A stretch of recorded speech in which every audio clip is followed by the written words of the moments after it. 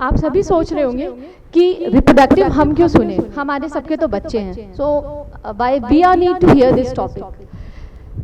आपके लिए नहीं, शायद आने वाली जनरेशन के लिए it's very important to have a reproductive knowledge at this age. अक्सर हम सुनते हैं आई विल हैव बेबी, मैं अभी रेडी नहीं हूँ, मैं जब रेडी होंगी मैं तब बच्चा करूंगी। बेटा जब आप रेडी होगे तब आपकी रिप्रोडक्टिव पोटेंशियल उतनी होगी, इसकी गारंटी तो वो भगवान भी नहीं देता। इसीलिए मैं स्टार्टिंग करती हूँ।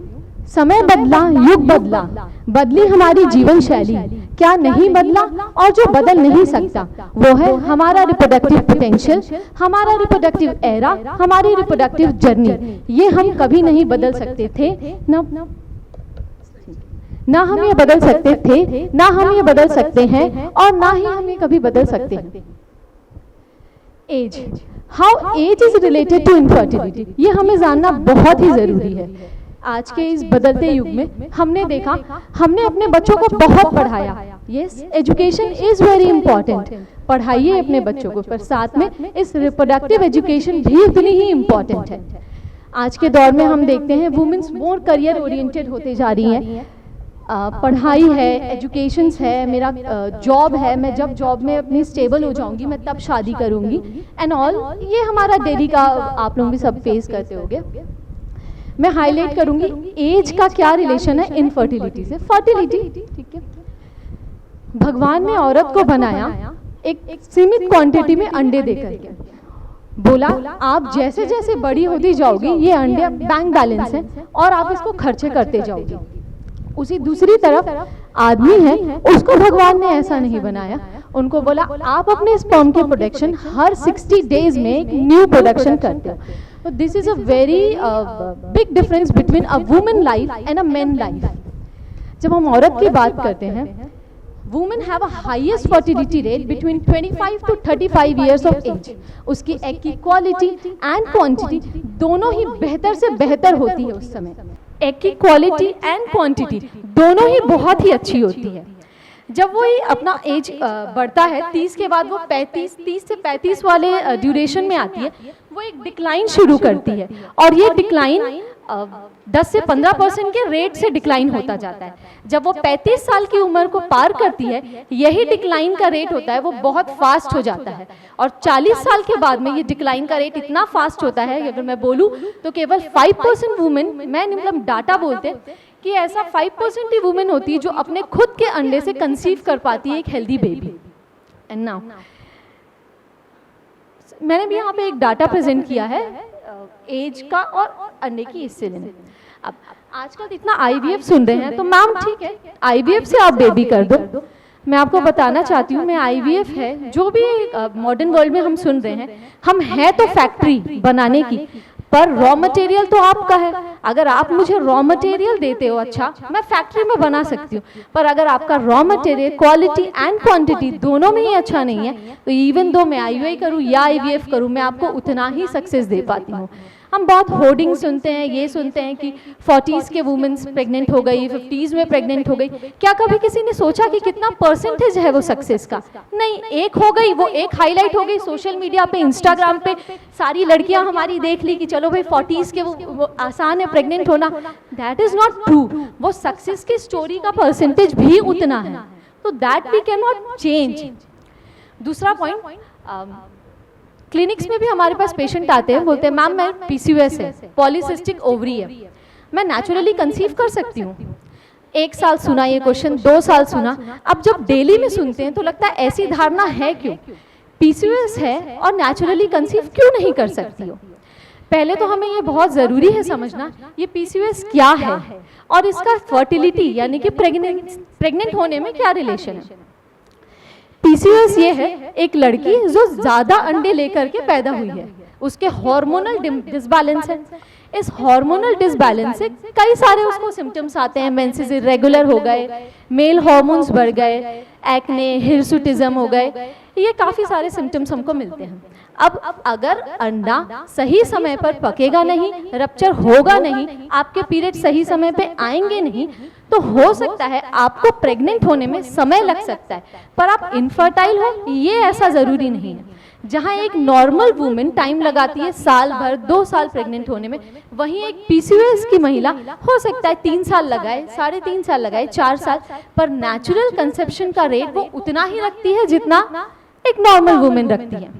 अब पीसीओएस के लिए सबसे हम लोग पहला इंपॉर्टेंट बोलते हैं अपना लाइफस्टाइल मॉडिफिकेशन।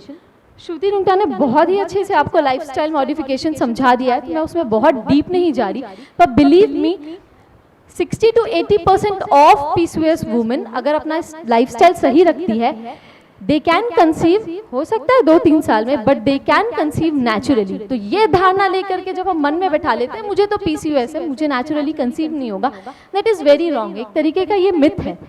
हाँ ठीक है, आपने कोशिश करी, साल हो गया, 2 साल हो गया, प्रेगनेंसी नहीं आई, तो फिर ठीक है, हम बैठे हैं स्पेशलिस्ट, आइए हमसे कंसल्ट करिए। एक धारणा होती है कि अगर हम जाएंगे फर्टिलिटी वाले के पास में, वो आईवीएफ ही करने के लिए बोलेगा। ठीक है, क्यों नहीं, आप आए, आप मेरे चेंबर में बैठे, मुझे क्या बोला, मैम मैं बच्चे के लिए कोशिश कर रही हूँ, थक चुकी हूँ, अब मुझे बच्चा चाहिए। आपने तो मुझे मेरी अपनी ईगरनेस समझा दी। तो जब आपकी ईगरनेस इतनी है, आपकी इतनी कंप्लायंस नहीं है कि आप उतनी क्षमता, पोटेंशियल नहीं है कि आप वेट कर सको उस जर्नी के लिए, मैं तो अपना ब्रह्मास्त्र चलाऊंगी और मैं तो बोलूंगी IVF is a solution. But believe me, अगर मैं इसको ये बोलूँ कि अगर टाइम दो, 1 साल का ड्यूरेशन दो, 2 साल का ड्यूरेशन दो, डिस्कस करो, पीरियड्स इरेगुलर है, हमसे सोनोग्राफी कराओ, फॉलिकुलोमेट्री कराओ, जो आजकल सारी वुमेन्स कराती हैं, ऐसे में हम लोग शायद 50 to 60% वुमेन्स को हेल्प कर देते हैं। यानी कि मेरे आईवीएफ सेंटर में भी 20 to 30% वुमेन ही होती है जो सच में रिक्वायर्ड करती है आईवीएफ, और उनका हम सच में आईवीएफ करते हैं। ये एक पीसीओएस की जर्नी थी। दूसरा, आप लोग अब जाके सोचोगे कि ठीक है, बच्चे को बोलेंगे जल्दी शादी कर लो, जल्दी बच्चे कर लो, तो वैसा भी नहीं है। ठीक है, सोशल मीडिया पे बहुत देखा, दीपिका पादुकोण, प्रियंका चोपड़ा, सब एग फ्रीजिंग। जमाना बदला, हमारे टेक्नोलॉजीज बदली, चलना तो इसी जमाने में है, औरतों को भी उतना ही आपको हक है आगे बढ़ने का।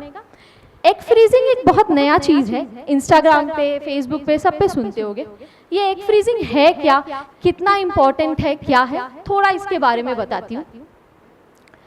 एग फ्रीजिंग, आप शादी कर लिए पर आप अभी पढ़ रहे हो, आप काम में स्टेबल नहीं हो, and you want to freeze your fertility, आपको अपनी फर्टिलिटी फ्रीज करनी है, because you want to have baby. 37-38 years में मैं बच्चा करूंगी, मैं शायद आपको उतना सक्सेस और उतना अच्छा रिजल्ट ना दे पाऊं जो मैं एक 30s को देती थी। तो क्या 30s में ही बच्चे कर लूं? नहीं, आप अपने एग या एम्ब्रियो फ्रीज कर सकते हो, लेकिन इस एग और एम्ब्रियो को फ्रीज करने का भी सही time that is 25 to 30 years of age. वापस से मैं अपने सर्कल में घूम गई, मैं वहीं पे आ गई। मेरी रिप्रोडक्टिव जर्नी तो है 25 साल की, 30 साल की। सो कॉल्ड एग फ्रीजिंग करें, एम्ब्रियो फ्रीजिंग करें या नेचुरली प्रेग्नेंट हो, highest fertility is between 25 to 30 years. पहले वो दौर में जिया जब नेचुरली कंसीव करते थे। हमारी माँ हमें हमेशा घर पे स्टोरीज बताती है कि हम तो ऐसे ही बच्चे कर लिए थे। युग बदला, नेचुरली कंसीव किया, नेचुरल डिलीवरी किया, यानी कि नॉर्मल डिलीवरी किया।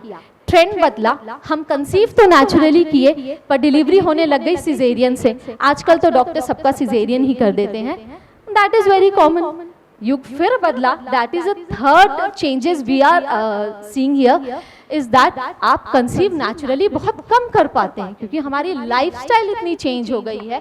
हम बच्चे के 31 साल की लड़की आती है, वो बोलती है कि मैम मुझे कंसीव करना है, मैं उसको एज अ फर्टिलिटी स्पेशलिस्ट मैं बोलूँगी ट्राई करके देख लो 1-2 साल, अगर कंसीव कर लेती हो तो ठीक है, नहीं तो हम बैठे। पर वही अगर 36 ईयर्स की लड़की आती है, बोलती है कि मैम मैंने अभी शादी करी है and I don't want to have baby, या फिर अभी एक बेबी के लिए सोचूंगी, क्या मैं उसको 1-2 साल ट्राई करने के लिए छोड़ दूंगी? बिल्कुल भी नहीं, मैं उसका ड्यूरेशन कम कर दूंगी। मैं उसको बोलूंगी कि यू वांट टू ट्राई, आप 6 महीने मैक्सिमली नेचुरली ट्राई करके देख सकते हो, क्योंकि मेरे हाथ से रेत की तरह समय जा रहा है। ये समझना बहुत ही इंपॉर्टेंट है। पूरा खेला, मेरी पूरी रिप्रोडक्टिव लाइफ की नींव इस समय पे ही टिकी हुई है। तो आज मैं जितनी भी एक्सपर्ट, हम कितने भी एक्सपर्ट हो जाए, कितनी भी टेक्नोलॉजीज आ जाए, मैं अपना एग का क्वालिटी एंड क्वांटिटी दोनों ही चेंज नहीं कर सकती। हो सकता है आने वाले 10 साल बाद इतने मॉडर्नाइज्ड हो जाए, टेक्नोलॉजीज इतनी बढ़ जाए, पर आज के दौर में यही फैक्ट है 25 to 30 years has a maximum fertility rate. Now कुछ ऐसे टॉपिक बिसाइड फर्टिलिटी जो gynaecologist gynaec point of view से मैं आपको बताती हूँ। आपने एक सर्वाइकल कैंसर के लिए पूछा था बीच में, अभी डॉक्टर किशन से भी। सर्वाइकल कैंसर की वैक्सीन वो हम रिकमेंड करते हैं 9 years to 26 years of age, because उसकी मैक्सिमम इफेक्टिविटी उसी समय होती है। जब हम स्टडीज में देखें सर्वाइकल कैंसर जिस वायरस से होता है, दैट इज HPV वायरस, वो बेसिकली जब women has an reproductive life शुरू करती है, सेक्सुअली एक्टिव होती है, उस टाइम वो हाईएस्ट इन्फेक्शन कैरी करती है, and that led to a cervical cancer. Vaccine नहीं ले सकती 26 साल के बाद में, ऐसा कुछ नहीं है, आप अपनी वैक्सीन ले सकते हो, पर हाँ एफिकेसी उतनी नहीं होगी जितनी वो 9 साल से लेकर एक 26 साल के बीच के ड्यूरेशन की थी। Yes, do take your vaccine, क्योंकि हमें भी नहीं पता वो 10% आपके लिए कितना इंपॉर्टेंट है। तो ये कि 80% अगर 26 साल के अंदर इफेक्टिविटी थी, वो गिर करके अगर 40% होती 35 साल के बाद में, 40 साल में 10%, और why to loss that 10% also. तो ये एक बहुत ही अच्छा प्रिवेंशन है। एंडोमेट्रियल कार्सिनोमा हम बहुत सुनते हैं, बच्चेदानी का कैंसर, बच्चेदानी का कैंसर। आप पीरियड्स आना बंद हो गए, आपको कभी अचानक से स्पॉटिंग हुआ, आप सोचते हो सकता है हो गया होगा अचानक से, ये हो सकता है में नहीं चलता। मैं सजेस्ट करती हूँ कि आप अपने एक डॉक्टर से एक बार मिलिए, मिलने में हर्ज क्या है। हो सकता है 10 मुझसे मिलेंगे, किसी एक को ही मैं कैंसर पकड़ पाऊँ, पर एक भी तो हमारे लिए इम्पोर्टेंट होता है। इसीलिए अपने आप को इवैल्यूएट कराने से कभी रोकिए मत। जनरली हम लोग के पास जो पेशेंट आते हैं सोनोग्राफी तो बोलेंगे, यही तो करना है, आपके लिए वो इम्पोर्टेंट नहीं है, हमारे लिए बहुत इंपॉर्टेंट है, क्योंकि अगर एक को भी मैं अर्ली डायग्नोस कर लेती हूँ उसके लिए वो बहुत इंपॉर्टेंट हो जाता है। एंडोमेट्रियल कार्सिनोमा, कई बार मैंने ही कल्याणाश्रम की कई आंटियों से मिले, तो मैं हमेशा ये बोलती हूँ कि अगर आपको पेरीमेनोपॉजल या पोस्टमेनोपॉजल जो भी ब्लीडिंग आप महसूस करते हो, डू कंसल्ट योर डॉक्टर, एक बार मिलिए, समझिए, एक बार इवैल्यूएट कराइए। ऐसे तो हम जा करके पार्टीज में इतना स्पेंड कर देते हैं, कहाँ बर्थडेज मनते थे केक कटिंग से, टीका लगा दिया बर्थडे मन गए, आज बर्थडेज मनते हैं एक पूरा फुल ऑन पार्टी से, दारू से, सबसे मनते हैं अल्कोहल कंटेंट से। हमने अपना युग चेंज किया है, आपको उस युग के बदलते युग में भी अपने आप को तो बचाना है, इसीलिए इवैल्यूएशन इज मोस्ट इंपॉर्टेंट।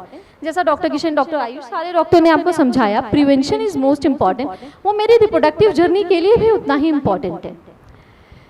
बहुत वुमेन बोल दिया, कितना खुश मत हुई। मेरी फर्टिलिटी जहाँ वुमेन हाईएस्ट परसेंटेज रखती थी कि वही कारण होगी, वो भूल जाइए उस कथन को। आज आदमी भी उतना ही फर्टिलिटी के लिए रिस्पॉन्सिबल है।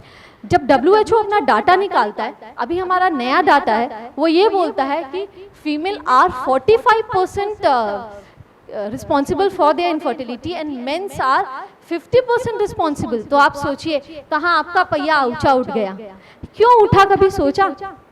वर्क प्रेशर है, ये है, नहीं, वर्क प्रेशर से क्या होता है, ये सिर्फ अपने आप को बचाने का एक तरीका है। बहुत स्ट्रेस है ना, इसीलिए मैम ऐसा हो रहा है, ऐसा नहीं है। स्ट्रेस किसको नहीं है आज के दुनिया में?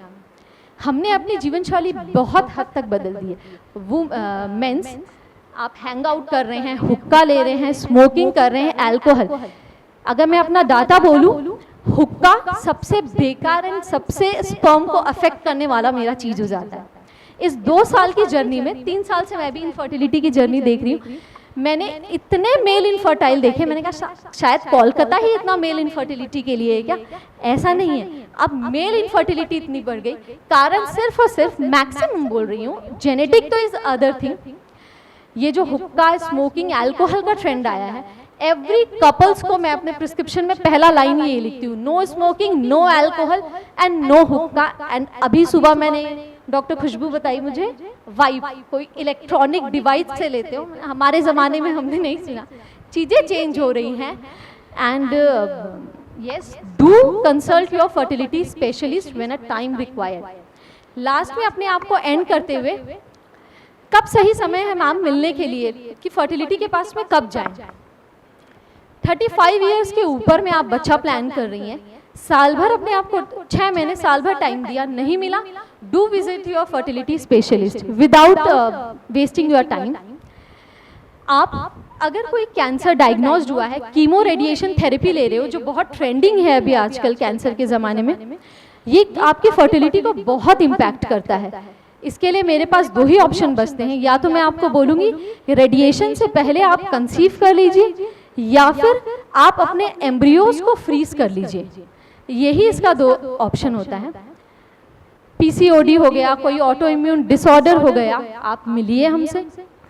मेंस में अगर आपको लगता है कि हम अच्छे से परफॉर्म नहीं कर पा रहे, इजैकुलेटरी डिसफंक्शन है, this are the not the topic to be preserve behind the 4 walls of your room. Nowadays it is a topic to be discussed with your family and with your fertility specialist. अगर आपको वैसा कुछ लगता है तो। And सबसे important चीज, egg freezing मैं फिर से कमेंट करूंगी, ये जो रील होता है ना, ये हमें बहुत हद तक जो असली बातें होता है वो नहीं बताता, वो छुपा दिया। एग फ्रीजिंग का सबसे ड्रॉबैक चीज जो है वो ये है, जहां मैं कंसीव करने का सक्सेस जहां 50-55% रखती हूँ, आईवीएफ या नेचुरली जो भी, जब मैं अपने एग और एम्ब्रियो को फ्रीज करती हूँ, एक एग फ्रीजिंग अलग हो गया और एक एम्ब्रियो फ्रीजिंग अलग हो गया। लीगली आप मैरिड हो, आप एम्ब्रियो फ्रीजिंग के लिए अलाउड हो, एग फ्रीजिंग अनमैरिड वुमेन्स करवाती हैं। एम्ब्रियो फ्रीजिंग तो फिर भी success is equivalent to that we do. Egg freezing का सक्सेस बहुत हद तक गिर जाता है। क्यों? मैं एग्स आपके रिट्रीव करी, मैंने उसको फ्रीज कर दिया, सपोज 20 का फिगर लेती हूँ, मैं जब उसको थॉ करती हूँ और स्पर्म से मिला करके एक एम्ब्रियो रेडी करती हूँ, इन लेटर इन अ लाइफ मैं अपना सक्सेस गिरा देती हूँ 10%। क्यों? फ्रीज चीज को मैंने थॉ किया है, बहुत फ्रेजाइल सा चीज है एंड बहुत ही डेलिकेट सा चीज है, सर्वाइव नहीं करता। जब मैं उसको फर्टिलाइज करवा करके ग्रो कराती हूँ, मैं और अपनी सक्सेस को गिरा देती हूँ। यानी कि जब मैं 20 से शुरू करूंगी, मुझे मिलेगा 1-2 ही एम्ब्रियो लास्ट में फ्रीज करने के लिए। तो बदलते दौर को सुनिए, समझिए, पर कंसल्ट करिए अपने स्पेशलिस्ट से, हम आपको समझा पाएंगे कि ये 1-2 एम्ब्रियो इंपॉर्टेंट नहीं है आपके लिए, इधर फ्रीज योर एम्ब्रियो और do have a baby. Egg freezing पे अभी बहुत कुछ आना बाकी है, तो इट्स अ थिंग जो हमको अभी खुद को भी समझना बाकी है। Thank you.